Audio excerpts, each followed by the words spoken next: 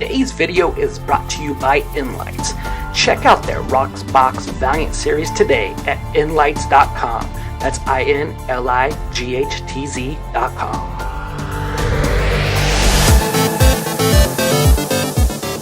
You are now watching WhoDooTV.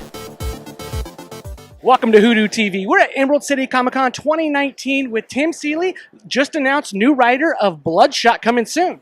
Thanks for being here. Yeah, hey, thanks for having me, man. Always. Big fan of your work. Thank you. Got all the collections Revival on the shelf, and I love your independent work. So, Oh, thanks, man. Yeah. Thank you, I appreciate it. yeah, and you've done quite a bit of other properties as well. Yeah, like by this point, all of them, it seems like. But I've been working in comics this is my 18th year working in comics like full-time professionally, basically, which is crazy.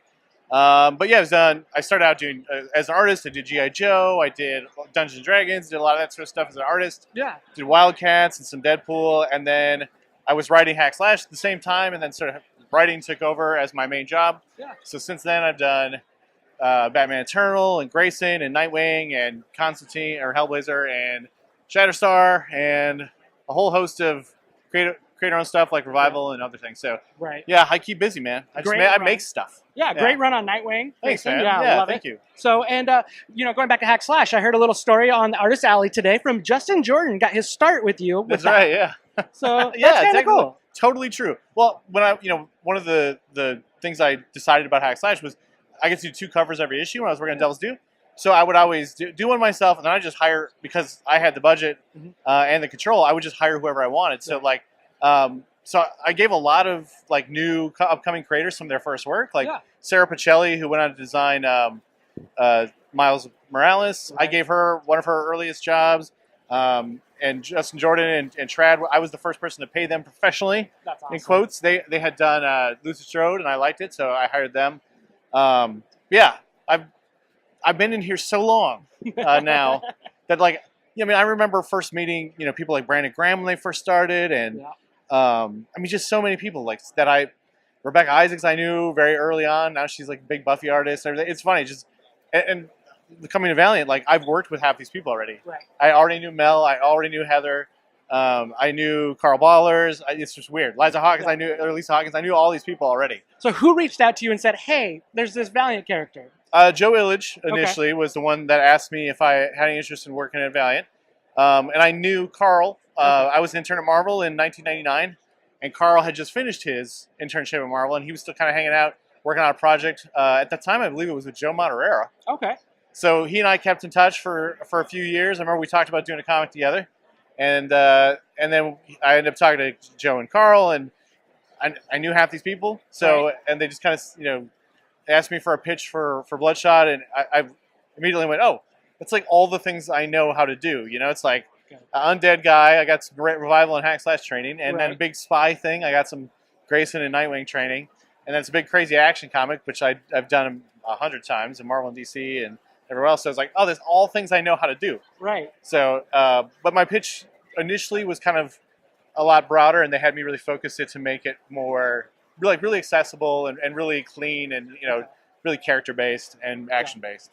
So, what are we going to see with Bloodshot? Like, coming off the Lemire run is kind of, I think, where he was at present day. Yeah. And is that where we're going to start present day? Yeah, we start, not long, probably after the end of Jeff's run. Okay. But we pick up with a sort of, the platonic ideal of Bloodshot. Like, we're sort of stripped everything out, and we'll get back to why. But he's just a guy on the run who, despite knowing that everything about him is dangerous to everyone else, he keeps getting between people in danger. He keeps putting himself in a position to be captured and used by bad guys because he has to fight the bad guys. Yeah.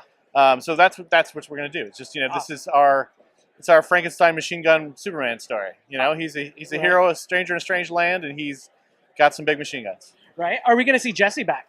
We will eventually, not right away. Okay. But okay. So I felt like we're sort of setting up a status quo of this guy in the run and in some danger and making it really because he really shouldn't have a family, really. Okay. Right? He really shouldn't. Because he's super dangerous to everyone around him just by being there, just by existing. So that's kind of like his first big revelation in our stories is me, by virtue of existing, endangers everyone else. Okay. Are we going to get a new set of villains, or are we going to keep the same villains, too? Nope, all new villains. Okay. I felt like, that Project Rising Spirit had been pretty well explored, and I kind of felt like I didn't have a lot more to say about it. Okay. So I kind of hit this with like let's blow up the structure of the Valiant sort of military industrial complex and see what's underneath it. So it's going to be all these little factions of like deep state espionage groups and people who are like so deep they don't even know who they work for and just all these little just that kind of cool stuff that I love. I love factions. I love like idealistically obsessed factions fighting each other, for control of stuff. That's the good like Hydra, AIM, SHIELD kind of stuff that I love. So. And how long of a story do you kind of have planned for Bloodshot? So they had me plan 12 at first, really tightly, and then 12 after. So I've got plenty of stuff. Awesome. And the idea, is we'll go as long as you like it. But the idea is really to make something really accessible and big, and that you can come in, from the movie and say, "Give me something," and I can hand you this for $9 or whatever, and you're set. Right. Have you gotten much of news about the movie yourself, writing Bloodshot right now? No, I don't. I know no more than you do. Okay. I actually asked Robert. I was like, "Do you got anything?" And they hinted that they had some production catalogs and stuff, but they didn't have. I mean, I think we're kind of we're fine with not knowing too much. Okay. We don't want it to influence us. We just want to be accessible. That's awesome. That's awesome. And so that's kind of exciting to be in the book. That's going to be one of the next movies coming out. Sure. And you're going to be on your run. So but I was going to say I've done this like 10 times though. Yeah. Because this comics now everything. Like I had to do a comic. It's like a sort of entry to Guardians of the Galaxy back in the day before it came out. I was like, now it's I'm just as soon as I said that a bunch of Guardians of the Galaxy people walked by. So like clearly it worked. Their movie worked completely well. People totally got it. So, right. That's awesome. But it's weird. It's just like now everything is getting adapted. So you're always like, oh, I just wrote that comic. I wrote the Thanos tie-in for this or whatever. That's great. That's great. And so going back to Hack Slash and Bloodshot. I know there's been some Hack Slash crossovers. Yeah. Could you ever see a Hack Slash Bloodshot crossover? We could do it. I mean, it totally fits in the world, Yeah. If her whole thing is she hunts down people that won't stay dead. Right. He's like number 2 on the list of those guys, Nice. But yeah, no, that would be fun. I mean, yeah. The thing with Hack Slash, I really abuse it with the crossovers. Like I probably do more than I should, but I have so much fun with it because, like making a world that I completely sort of have filled out and fleshed out with its own stuff. Mm-hmm. I know the rules, and then sticking it with some other rules I always love that shit. Yeah. So yeah, I could think of a story real quick. Awesome. Yeah. That would be great. So what Bloodshot story prior do you like the most? I mean, I think when Jeff sort of came in and did, the first sort of school shooting, the spreading of violence story of Bloodshot. I love that stuff. That was really, it was smart and it was a good use of a character who was surrounded by violence as commentary on violence. And it was all things I expect from Jeff. It was a good character driven story. And just having, Bloodshot the man it was a good commentary on America from a Canadian. Right. Like watching a guy like Jeff, I know didn't grow up here, like driving through America and commenting on it. I thought that was pretty interesting. And we want you on Bloodshot for a while. I'm familiar with your work, so I know we're going to want you for a while. But looking ahead, what other Valiant character would you like to write? Well, I definitely at some point have got to do Archer Armstrong because that's my favorite title. But I also I have a real soft spot for Exo Manowar. Yeah. Because it's just the idea of Conan Iron Man is like the coolest thing to me. I read the current book and like it gets all like deep and political and amazing in that way.